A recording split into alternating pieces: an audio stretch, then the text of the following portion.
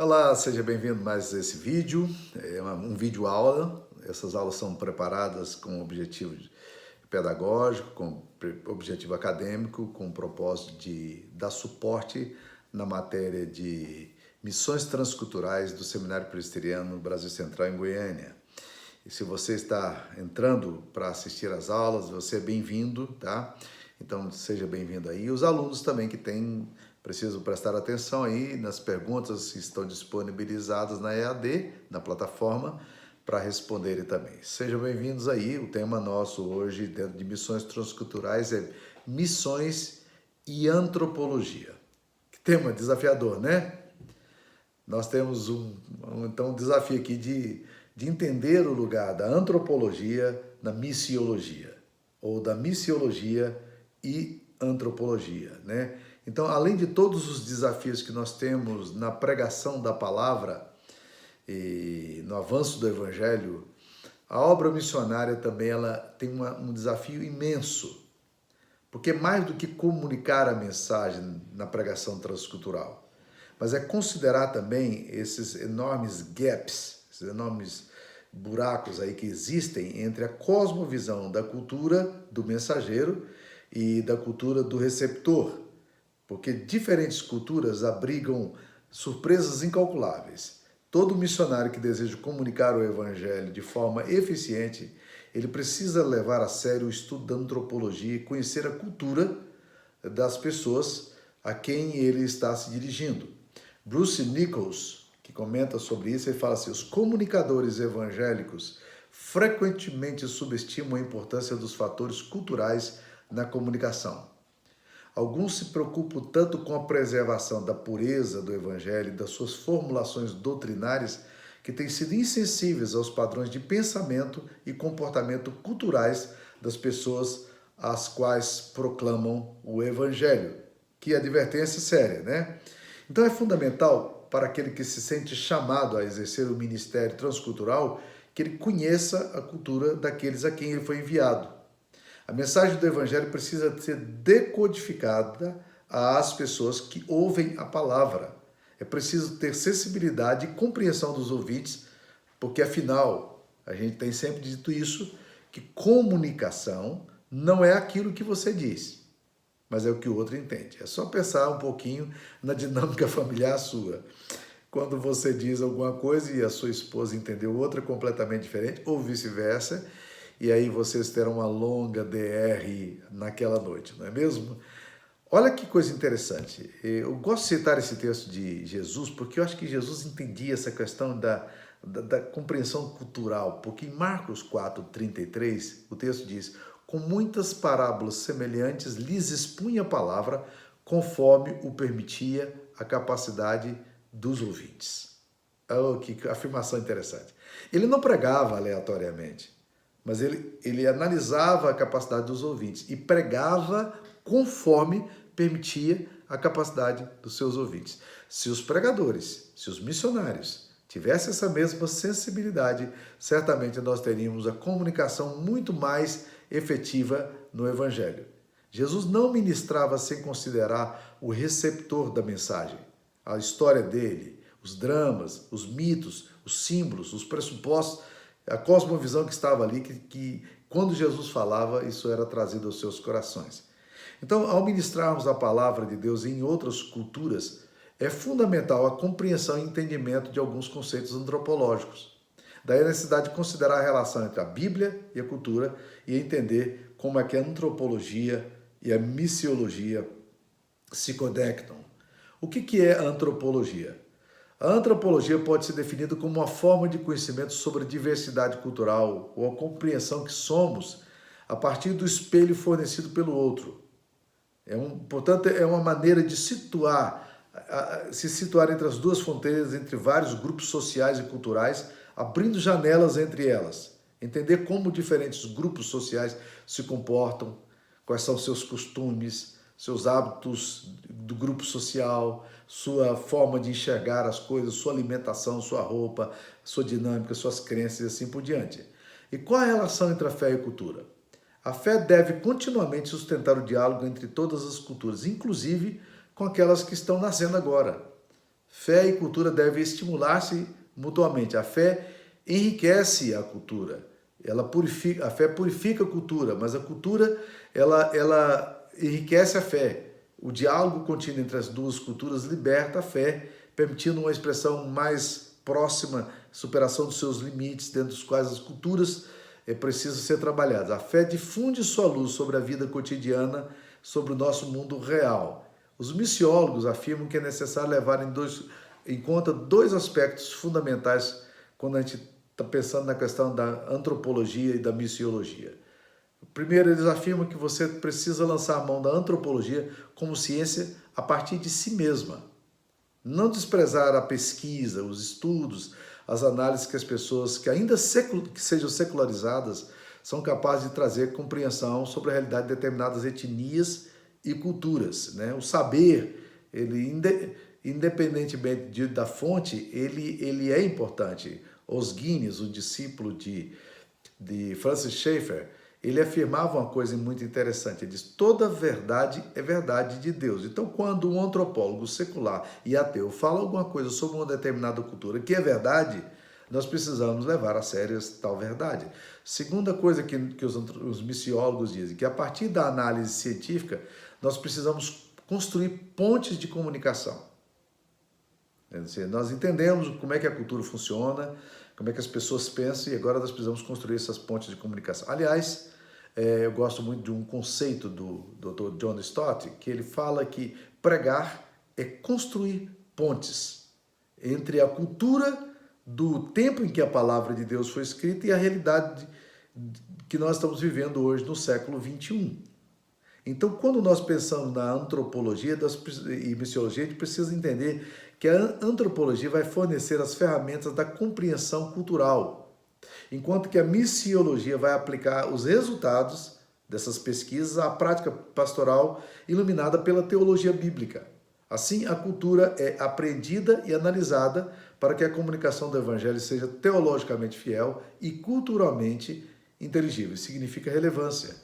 Então, todo missionário leva consigo a cultura que ele tem, seus padrões, normas, rituais, tradições, critérios, crenças. E por mais que ele deseje ser culturalmente neutro, pregando simplesmente o evangelho, ele transmite a sua cosmovisão. Ele tende a construir sua teologia a partir das formas que ele absorveu em sua cultura de origem, e isso vai transparecer na forma de edificar o templo, na forma de fazer a liturgia, na forma até da disposição dos bancos, dos materiais didáticos, das ilustrações e assim por diante. Dependendo da forma como faz, o resultado pode se transformar no que se chama de colonização cultural, quando há pouca sensibilidade missionária, né? Então não é muito fácil criticar a sua própria cultura, mas transplantar modelos pode ser a causa do fracasso da comunicação, porque o que deu certo numa cultura de origem não necessariamente vai se tornar aplicável a outra cultura. Então, se você pretende ser eficaz no seu trabalho missionário, é importante você estar atento a essas verdades. O reverendo Gildásio Reis, ele afirma que é preciso considerar 3 princípios para entender a tensão dinâmica entre o evangelho e culturas humanas. O primeiro é que o evangelho deve ser separado de todas as culturas humanas. Por isso ele é transcultural. Segunda coisa, o evangelho se expressa em todas as culturas. Por isso que ele emerge dessa cultura. Embora ele seja diferente das culturas humanas, ele deve sempre ser expresso em formas culturais. Os homens não podem recebê-lo fora dos seus idiomas, dos seus símbolos, dos seus rituais. Então, se as pessoas devem ouvir e crer no evangelho, ele precisa ser apresentado em formas culturais. Mas o evangelho tem que se expressar em todas as culturas. Terceira coisa, o evangelho propõe mudanças em todas as culturas, porque o evangelho entende que, apesar de todas as culturas possuírem determinadas beleza na sua forma de expressar, na sua dança, na sua arte, ao mesmo tempo elas estão mescladas pelo pecado original. Todas as culturas são em queda, todas as culturas transgridem, e sob o crivo da Bíblia, essa cultura precisa ser transformada. O evangelho tem uma função profética, mostrando o caminho em que os homens devem viver, julgando nossas vidas, culturas e nossas normas. Então, como cristãos, nós devemos sempre entender exatamente essa dimensão. A antropologia missionária, ela vai tentar interpretar as diferenças da cultura dos povos e das pessoas. Por isso se torna fundamental a todos que desejam fazer missão que eles percebam as diferenças das culturas de outros povos, ajudando a respeitar as tradições e culturas locais, mas ao mesmo tempo transmitir a palavra de Deus com a eficácia que deve acontecer. Então todo missionário deve atentar e entender a diferença de cultura, tradição e hábito. Paul Hiebert, que talvez seja um dos mais articulados missionários que trabalha a questão da antropologia com mais profundidade e seriedade, ele e Barbara Burns são duas pessoas aí bem interessantes. Se você quer estudar um pouco mais da antropologia missionária, tem que ler esses homens, esse homem e essa mulher, né? Na verdade, Hiebert e Barbara Burns. Ele diz que a antropologia missionária ela é fundamental em cinco direções. Primeiro, que a antropologia missionária faz compreender as diferentes situações transculturais. Nós entendemos como é que elas se articulam. Segunda coisa, ela ilumina as tarefas missionárias como a tradução da Bíblia e a aquisição da nova língua. Como é que nós podemos traduzir a Bíblia? Por isso que todo tradutor da Bíblia sempre estuda a língua do povo a quem ele deseja comunicar, mas ele busca alguém do próprio povo, da própria cultura, para juntos ali irem revendo e revendo todos os escritos para ver se aquilo faz sentido para as pessoas que estão ouvindo, né? Terceiro, a antropologia missionária é fundamental porque ela auxilia a compreensão dos processos de conversão, incluindo a mudança social. Porque quando você fala de conversão, de aceitar a Cristo, por exemplo, de crer no Evangelho para uma pessoa de uma outra cultura, o que é que ela realmente está entendendo como crer em Cristo? Aceitar o Evangelho. Quarta direção que o Paul Hiebert aponta, que a antropologia ajuda a comunicar o Evangelho de forma relevante. Exatamente isso que a gente busca, né? Queremos comunicar o Evangelho, mas que esse Evangelho chegue de forma impactante e relevante ali naquela cultura.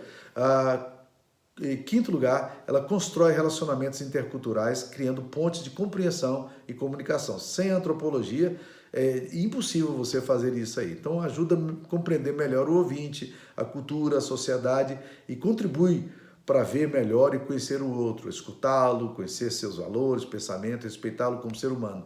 E se torna prática em muitos aspectos. Quais são, então, as contribuições da antropologia missionária? Antropólogos e missionários não raramente entram em choque quanto à sua abordagem. Os antropólogos, eles primam por processos que desenvolvem e promovem a pesquisa, enquanto que os missionários se debruçam no desenvolvimento de relações diretas com a sociedade. Então, facilmente, os antropólogos taxam os missionários de intervencionistas tóxicos. E os missionários, não raramente, classificam antropólogos como socialmente estéreis, porque eles olham para os antropólogos e dizem, eles só analisam, mas eles não trazem soluções, né? Então são socialmente estéreis, já que querem apenas estudar os fenômenos culturais e não estão interessados no bem-estar das pessoas. Então há sempre um conflito aí entre antropólogos e missionários. E Ronaldo Lidório adverte que a relação com a cultura é possível encontrar 3 aspectos que nós precisamos evitar. Primeiro, toda ação missionária corre risco de intervir na cultura. E por isso, o primeiro risco que a gente tem é o risco da imposição. Quando o missionário aplica ao outro o seu padrão cultural, trazendo elementos não essenciais do Evangelho, como forma, liturgia, roupagens, associados ao conteúdo. Assim, ele faz essa enorme confusão. Segundo, tem um perigo que o Ronaldo Lidório chama, que é outro risco, que é o risco do pragmatismo. Isso acontece quando o missionário adota uma postura simplesmente prática, baseada em resultados. Então, o que ele quer é apresentar número à missão que o enviou. Ele não está interessado em apresentar, em ver as reais transformações do coração das pessoas, da compreensão do Evangelho, mas em apresentar os números às agências missionárias que o enviaram. Números e não pessoas tornam-se seu alvo. E essa atitude pragmática é um risco, porque as pessoas, os missionários, perdem a capacidade da compreensão mais profunda do Evangelho e do interesse último, que é que o Evangelho chegue de uma forma compreensível e relevante ao coração da pessoa a quem se destina a missão. E terceiro perigo, que eles chamam perigo sociológico. Quando você tem um missionário tem uma postura simplesmente humanista, baseada em soluções rápidas. Ele não está interessado em evangelização, mas acredita que é possível humanizar sem comunicar as boas novas. Então, seu interesse em cuidar, dissociado da mensagem eterna da salvação, pode se tornar um problema, um perigo sociológico. Muitos missionários eles vão para o campo, mas eles não estão preocupados em deixar uma igreja estabelecida ali, em ver pessoas convertidas e batizadas. Ele está preocupado em cuidar das pessoas, o que é uma coisa positiva, mas não é exatamente o alvo missionário, né? Nós precisamos entender, então, que a antropologia missionária nos ajuda a ver que a cultura não é uma barreira para a evangelização. Se nós entendermos os símbolos, os mitos, pode até ser aliada. Por exemplo, em Atos 13, 1 a 4, nós encontramos o que o Ray Stedman chama de padrão bíblico de missão, que pode ser aplicado em qualquer testemunho cristão, em qualquer tempo, em qualquer cultura. E esse padrão bíblico, se for seguido, traz sempre os mesmos resultados. E por se tratar de princípios e não métodos ou estratégias, eles são eternos e podem ser aplicados a qualquer cultura e qualquer tempo.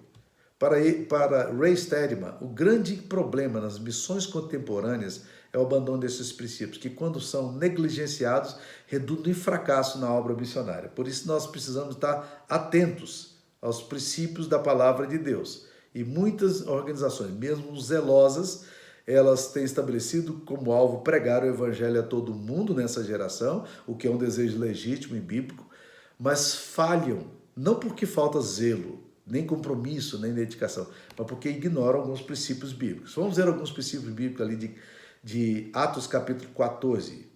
Diz lá, em Icônio, Paulo e Barnabé, como de costume, foram à sinagoga judaica. Ali falaram de tal modo que veio a crer grande multidão de judeus e gentios. Mas os judeus que se tinham recusado a crer incitaram os gentios e irritaram-lhes os ânimos contra os irmãos. Qual é o padrão bíblico de missão que nós encontramos aqui? Paulo tenta encontrar o que Ray Stedman chama dos pontos de contato.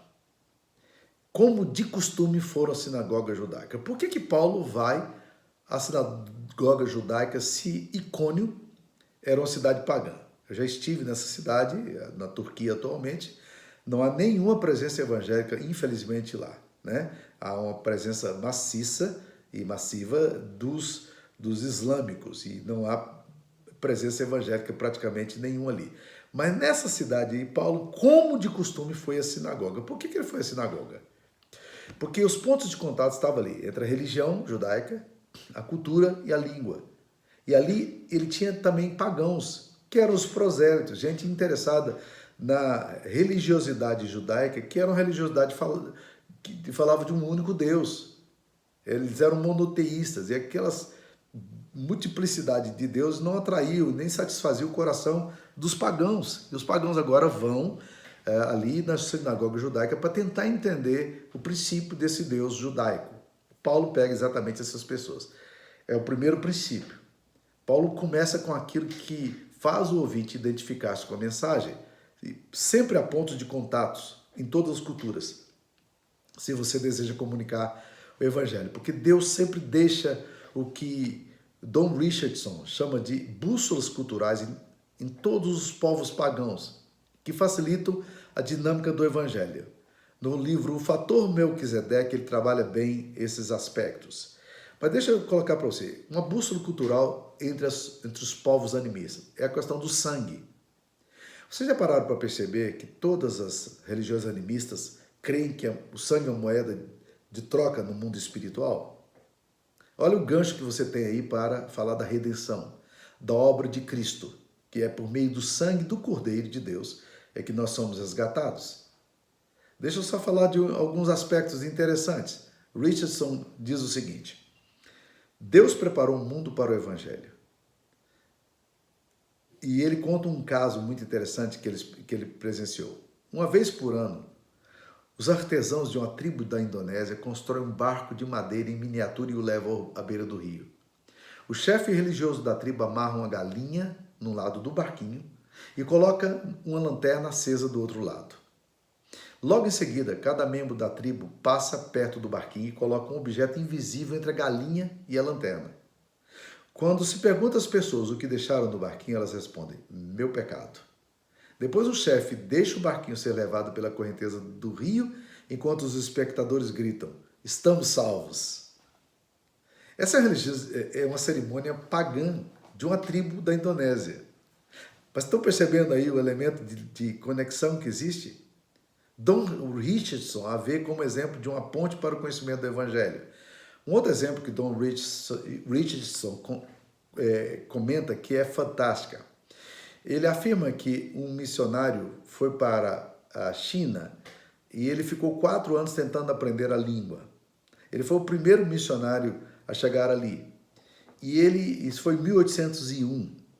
E Morrison, quando estava ali naquele lugar, ele um dia se decepcionou consigo próprio e frustrado, porque ele não conseguia articular a língua chinesa e nem aprendia a escrever direito a língua. É bom lembrar que a língua chinesa tem 243 formas, né? Tem 243 letras no seu alfabeto, que na verdade são símbolos, né? Que conectados a um ou outro vai dando sentidos diferentes. E ele desistiu e orou a Deus daquele dia, num determinado dia, e disse: Deus, eu vou voltar para o meu país. Eu não consigo aprender a língua desse povo e eu estou cansado. E eu estou perdendo meu tempo aqui. E ele resolveu comunicar ao seu professor de chinês que ele estaria encerrando as lições, porque estaria voltando para a Inglaterra. Mas naquele dia, ele faz uma pergunta ao seu professor chinês, muito interessante. Ele diz: como é que se explica, como é que você diria a palavra salvo em chinês? E a palavra salvo em chinês é um símbolo de um cordeiro colocado sobre o pronome pessoal eu.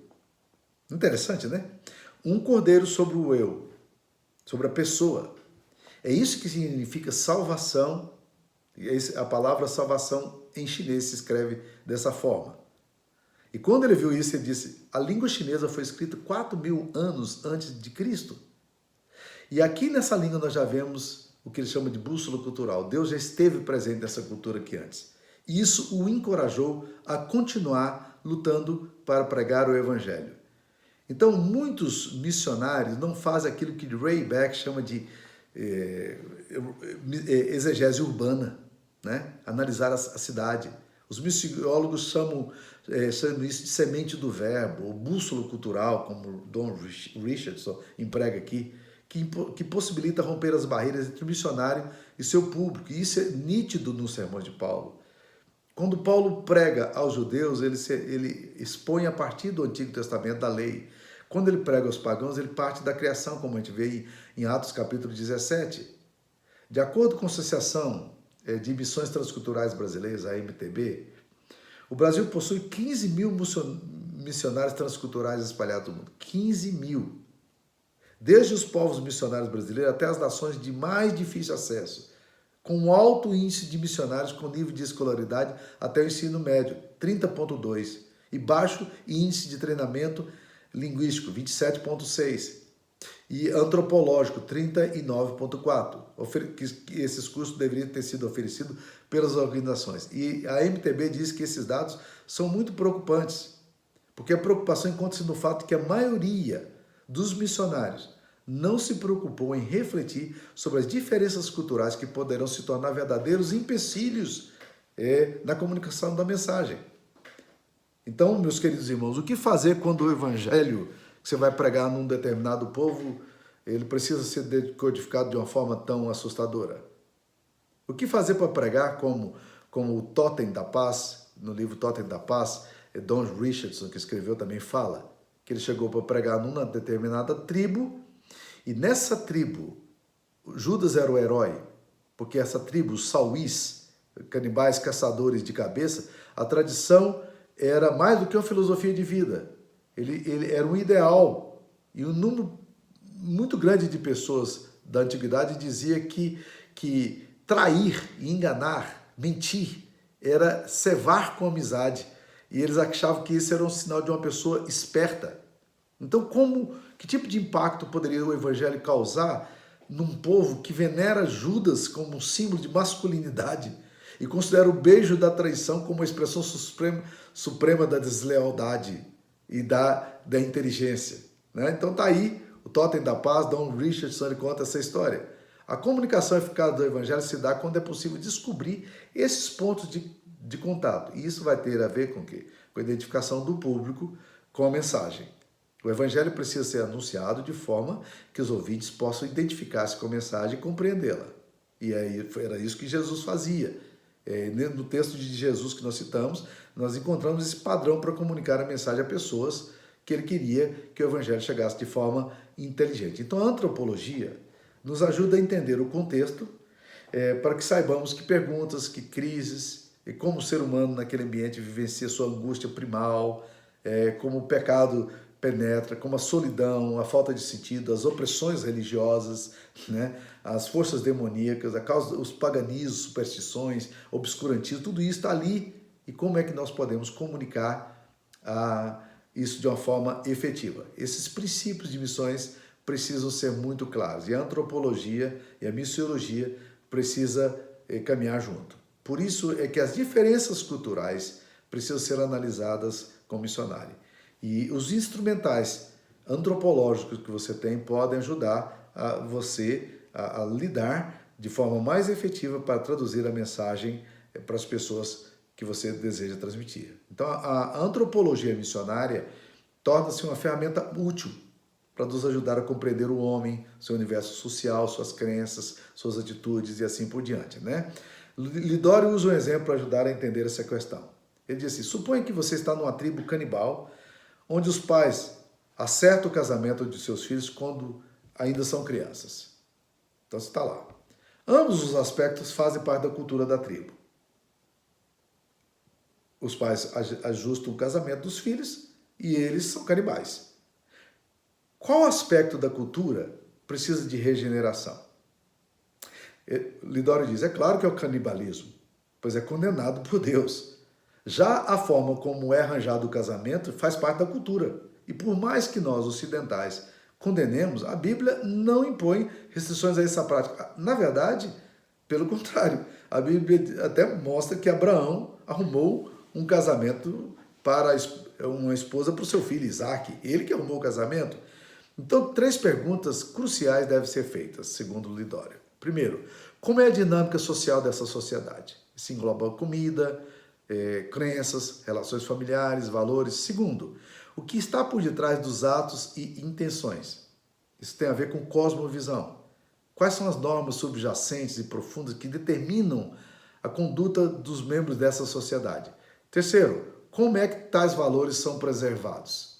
Determinados valores estão associados a status, tabus ou até mesmo padrões de beleza, como, por exemplo, os pés pequenos na cultura nipônica e os pescoços longos que você vai encontrar no Tibete, né?